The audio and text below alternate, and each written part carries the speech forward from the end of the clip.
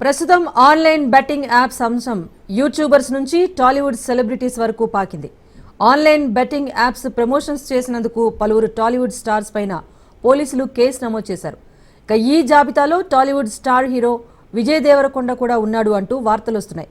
తాజాగా ఈ అంశంపై విజయ్ దేవరకొండ పిఆర్ టీం ఓ ప్రెస్ నోట్ను రిలీజ్ చేసింది.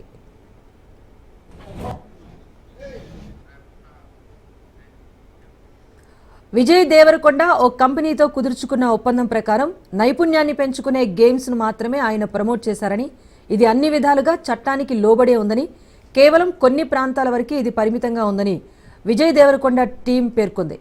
ఆయన ఏదైనా అగ్రిమెంట్ చేసే ముందు లీగల్ టీం పూర్తి పరిశీలన చేసిన తర్వాతే విజయ్ ఆ అగ్రిమెంట్ ఓకే చేస్తారని, ఇప్పటి వరకు ఆయన ప్రమోట్ చేసిన గేమ్స్ కేవలం స్కిల్ బేస్డ్ గేమ్స్ మాత్రమే అంటూ విజయ్ తరపు టీం ప్రకటించింది.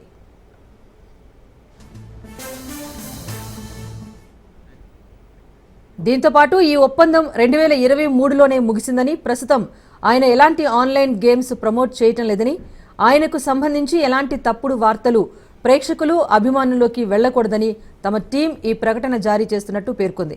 మొత్తానికి విజయ్ దేవరకొండ ప్రమోట్ చేసిన ఆన్లైన్ గేమ్స్ ఎలాంటి చట్ట వ్యతిరేకమైనవి కావని వారంతా క్లారిటీ ఇచ్చారు.